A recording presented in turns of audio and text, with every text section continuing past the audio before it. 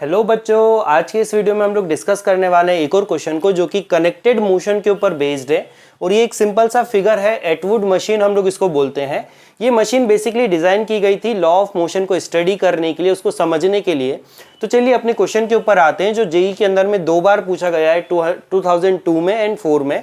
तो क्वेश्चन क्या बोलता है कि दो मासेस है M1 एंड M2। एक का मास है 5 kg, मतलब ये जो M1 हमको दे रखा है इसका मास कितना दे रखा है आपको 5 kg। और सेकेंड है हमारे पास M2 that is equal to 4.8 kg। ये दोनों को हम लोगों ने इस तरह से क्या कर रखा है, एक स्ट्रिंग से बांध रखा है। एक पुली से ये क्या हो रही है, पास हो रही है। पुली जो है हमारी वो कैसी है, यहाँ पर देखो लाइट एंड फ्रिक्शन लेस पुली बोला है। तो फ्रिक्शन, इसका जो मास है पुली का वो कितना है, निग्लेजिबल है। और कैसा है, यहाँ पर फ्रिक्शन 0 है, मतलब यहाँ पर कोई भी फ्रिक्शन नहीं लग रहा है। ठीक है, उसके बाद उसने क्या बोला, what is the acceleration of a masses when they are left free to move. मतलब अभी मैंने इन दोनों मासेस को ऐसे होल्ड कर रखा था, अगर मैं इन दोनों को छोड़ दूं तो इनका मोशन जो है वो होगा, मतलब एक मास ऊपर जाएगा एक नीचे आएगा, ऐसे ही होगा ना। यहाँ पर ऑब्वियस सी बात है, बिकॉज स्ट्रिंग हमारी कैसी है यहाँ पर, इनएक्सटेंसिबल, मतलब स्ट्रिंग खुद से खिंचाव नहीं कर सकती जैसे एक रबड़ बैंड करता है। तो इस स्ट्रिंग की लेंथ फिक्स है ना, तो अगर एक नीचे आ रहा है तो दूसरे को ऑटोमेटिकली क्या करना पड़ेगा, ऊपर जाना पड़ेगा। ये बात तो हमको समझ में आती है। तो हमसे क्या पूछा है कि अगर एक ब्लॉक नीचे आ रहा है दूसरा ऊपर जा रहा है, या मान लो दोनों नीचे आ रहे हैं या दोनों ऊपर जा रहे हैं, तो इनका एक्सेलरेशन कितना होगा वो हम लोगों को निकालने को बोला है। ठीक है, इसका एक्सेलरेशन कितना होगा वो हमको निकालने को बोला है। तो अपन ठीक है इसका एनालिसिस करते हैं। ये एक सिंपल एटवुड मशीन का क्वेश्चन है और इसके अंदर हम लोग ऑलरेडी इसका एक्सेलरेशन का एक फॉर्मूला डिराइव कर चुके हैं। ठीक है, तो उसको अपन देखते हैं बाद में कैसे करते हैं, बट पहले हम इसमें एक बेसिक लॉजिक लगाते हैं। तो सबसे पहले मैं FBD बनाता हूँ, है ना। किसका FBD बना रहा हूँ, M1 का। तो ये जो M1 है, इस M1 का मास कितना है, 5 kg।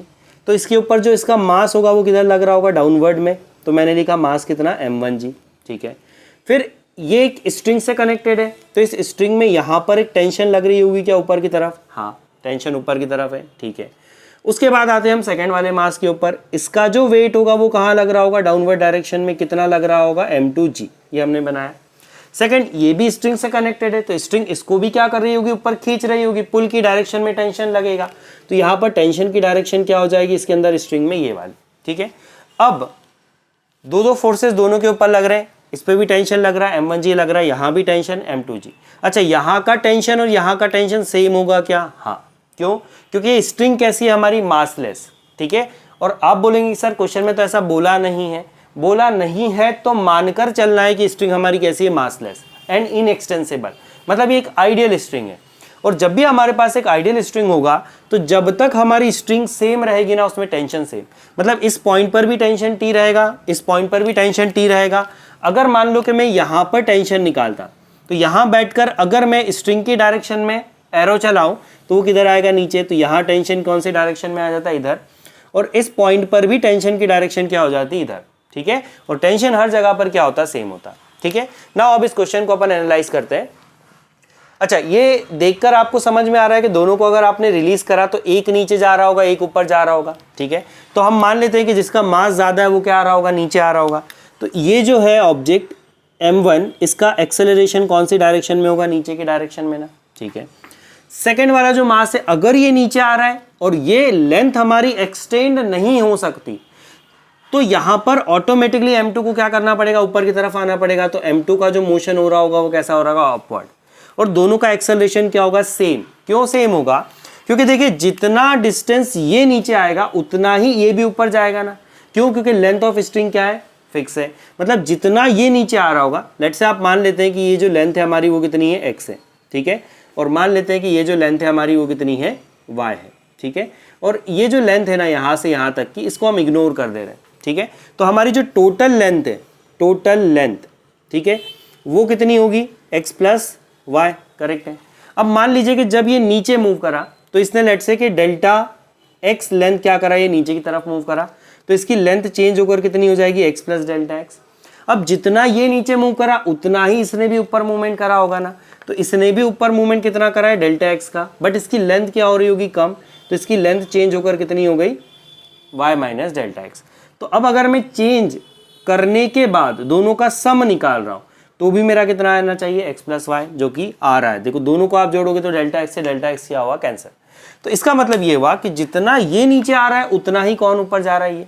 और अगर ऐसा हो रहा है तो दोनों की इनिशियल वेलोसिटी कितनी थी, 0। दोनों का टाइम जो लगेगा डेल्टा एक्स ट्रैवल करने में वो क्या होगा, सेम ना।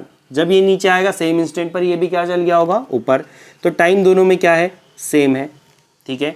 उसके बाद हमने देखा दोनों का डिस्प्लेसमेंट भी कैसा है, सेम है। तो अगर मैं s is equal to u t plus half a t square लगाऊँ तो दोनों का ये टर्म तो हो गई 0, s दोनों का सेम, t दोनों का सेम, तो एक्सेलरेशन भी क्या आएगा, दोनों का सेम है। ये नॉर्मल ऑब्जर्वेशन भी हमारा यही बोल रहा है कि ये अगर नीचे आ रहा है तो ये क्या होगा, ऊपर आएगा विद सेम एक्सेलरेशन। तो हमने ये बना लिया, ठीक है। अब यहाँ पर थोड़ी सी खिचड़ी हो गई है तो हम इसको वापस से थोड़ा सा ये एक्स वगैरह को हटा देता हूँ। जस्ट आपको समझाने के लिए बताया था कि एक्सेलरेशन दोनों का क्या होगा, सेम होगा, है ना। अब वापस आ जाते हैं इस m1 के FBD के ऊपर। अगर हम बात करें तो इस m1 के ऊपर एक फोर्स लग रही है नीचे, कौन सी, m1g, और एक फोर्स ऊपर लग रही है, कौन सी, t, और नेट एक्सेलरेशन इसका किधर आ रहा है, a डायरेक्शन में, है ना। तो अगर मैं इसकी इक्वेशन लिखने जाऊं तो इक्वेशन क्या होगी, देखो नेट फोर्स किधर आ रहा है, डाउनवर्ड में ना, तो यहाँ पर ये वाला फोर्स बड़ा होगा तो हम क्या लिखेंगे, m1g minus tension, downward force minus upward force is equal to net force. और नेट फोर्स कितनी होगी, मास इंटू इसका एक्सेलरेशन, तो कितना हो गया, m1 इंटू एक्सेलरेशन, करेक्ट है। फिर हम आते हैं m2 के ऊपर में। तो m2 के ऊपर में एक उसका वेट लग रहा है नीचे, कितना, m2g के बराबर। एक उसके ऊपर टेंशन लग रही, कौन सी डायरेक्शन में, अपवर्ड डायरेक्शन में, तो ये हमने बनाई क्या, टेंशन अपवर्ड डायरेक्शन में। और इसका एक्सेलरेशन कौन सी डायरेक्शन में, ऊपर। तो अगर मैं इसकी इक्वेशन लिखने जाऊं तो मैं क्या लिखूंगा, ऊपर वाला फोर्स बड़ा होगा ना, तो tension minus m2g, upward force minus downward force into net force, और net force is equal to क्या हो गया, इसका मास इंटू एक्सेलरेशन। क्या बन गई है मेरे पास, दो इक्वेशन। अगर मैं इन दोनों का सम कर दूं, क्यों, क्योंकि मुझे एक्सेलरेशन निकालना है, तो ये टेंशन से टेंशन क्या हो जाएगा, कैंसिल, है ना। तो हमने क्या बोला कि फर्स्ट और सेकंड को क्या कर लो, ऐड कर लो। तो जैसे ही मैं इसको ऐड करूंगा, ये माइनस ये प्लस क्या हो गया, कैंसिल। ऊपर क्या बचने वाला है आपका, m1g minus m2g is equal to, इस साइड को प्लस किया हमने तो कितना आएगा, m1 plus m2 into a, correct ना। तो यहां से एक्सेलरेशन कितना आ रहा है, एक्सेलरेशन इज इक्वल टू आ गया m1 माइनस m2g अपॉन में m1 प्लस m2। एक्चुअल में देखा जाए तो हमने इस एक्सेलरेशन के फॉर्मूले का डेरिवेशन कर दिया। इसका मतलब क्या है कि जब भी हमको एटवुड मशीन का क्वेश्चन आएगा और अगर हमको एक्सेलरेशन निकालना है तो हमको इतना कुछ झमेला करने की ज़रूरत नहीं है, हमको फोर्सेस बनाने की ज़रूरत नहीं है। डायरेक्ट हम इस एक्सेलरेशन के फॉर्मूले में क्या करेंगे, वैल्यूज़ को पुट करेंगे। तो यहाँ पर देखिए वैल्यूज़ को अगर मैं पुट करने जा रहा हूँ तो acceleration is equal to m1 minus m2। m1 कितना है यहाँ पर 5 kg और m2 कितना है 4.8। तो 5 माइनस 4.8 कितना हो जाएगा, 0.2 अपॉन में मासेस का सम, तो 5 प्लस 4.8 कितना हो गया, 9.8 इंटू जी, और जी कितना लेने को बोला है हमको, 9.8। तो यहाँ पर हमने पुट किया कितना, 9.8 मीटर पर सेकेंड स्क्वायर। तो ये सॉरी इसको कैंसिल नहीं करना था, करेक्ट ना। कैंसिल क्या होगा, 9.8 से 9.8, तो एक्सेलरेशन इज इक्वल टू कितना आ गया, 0.2 मीटर पर सेकेंड स्क्वायर। ठीक है। इस क्वेश्चन को समझाने में समय लगा क्योंकि हमने इसका पूरा डेरिवेशन कर लिया कि एक्सेलरेशन कितना होगा। लेकिन अगर आपके पास मेंस में क्वेश्चन आता है तो आपको डायरेक्ट फॉर्मूला लगाना है, एक्सेलरेशन इज इक्वल टू दोनों मासेस का डिफरेंस। अच्छा, अभी यहाँ पर m1 माइनस m2 आया है, बट m1 कौन है, जो बड़ा मास है, और m2 क्या है, जो छोटा मास है। तो हमेशा बड़े में से छोटे मास को आप क्या कर दोगे, माइनस कर दोगे, अपॉन में क्या लिखोगे, दोनों का सम, इनटू में क्या आ जाएगा, जी। तो ये हमारे पास क्या होगा, एक्सेलरेशन होगा। इसी क्वेश्चन में हमको एक चीज और पूछी जा सकती थी कि भैया बता दो कि इसके अंदर टेंशन कितना लग रहा होगा, है ना, टेंशन कितना लग रहा होगा। तो अभी हमको क्या करना है, यहाँ पर टेंशन का एनालिसिस करना है, टेंशन का फॉर्मूला हम लोगों को यहाँ पर निकालना है। तो चलिए टेंशन का फॉर्मूला हम लोग एक बार निकाल कर देखते हैं। तो हमारे पास देखिए यहाँ पर दो इक्वेशन बनी है। अच्छा, ये जो क्वेश्चन था अपने पास मेंस का, इसका हमारे पास सॉल्यूशन तो आ चुका है ना एक्सेलरेशन का, पर हम इसको आगे एनालाइज कर रहे हैं क्योंकि एक अच्छे स्टूडेंट की निशानी होती है कि वो क्वेश्चन को सिर्फ आंसर पर नहीं छोड़ता, उसके बाद उसका एनालिसिस करता है कि इस क्वेश्चन में क्या पूछा गया था और क्यों पूछा गया था, या इस क्वेश्चन में मैं और क्या क्या करके नई नई चीज़ें निकाल सकता हूँ। तो आइए इसका एनालिसिस करते हैं। अब मुझे यहाँ पर क्या चाहिए, देखो टेंशन नहीं चाहिए, मेरा क्या है पर्पस, मुझे क्या चाहिए, टेंशन को हटाना नहीं है, मेरे को क्या करना था, टेंशन की वैल्यू निकालना था। तो अभी हमने क्या करा था ना, इन दोनों इक्वेशन को सॉल्व करके एक्सेलरेशन निकाला था। वो हमारा कितना आया था, m1 माइनस m2 अपॉन में m1 प्लस m2 इंटू में क्या था, g। ठीक है। अब मुझे टी निकालना है ना, तो मैं क्या कर रहा हूँ, इस इक्वेशन को उठा लेता हूँ और इस इक्वेशन में मैं क्या कर देता हूँ, ए की वैल्यू को पुट करता हूँ। तो यहां से देखिए कितना होगा, टी m2 माइनस का जो m2g है उसको उधर ले जाओ तो प्लस का m2g हो गया, और m2 को कॉमन ले लो तो क्या बचेगा, a प्लस जी, ये आ रहा है। अब यहां पर एक्सेलरेशन की अपन क्या कर दे रहे हैं, वैल्यू पुट करते हैं। तो एक्सेलरेशन कितना है मेरे पास, m1 माइनस m2 अपॉन में m1 प्लस m2, ठीक है, इनटू में क्या था यहाँ पर g, प्लस में क्या लिखा हुआ है g।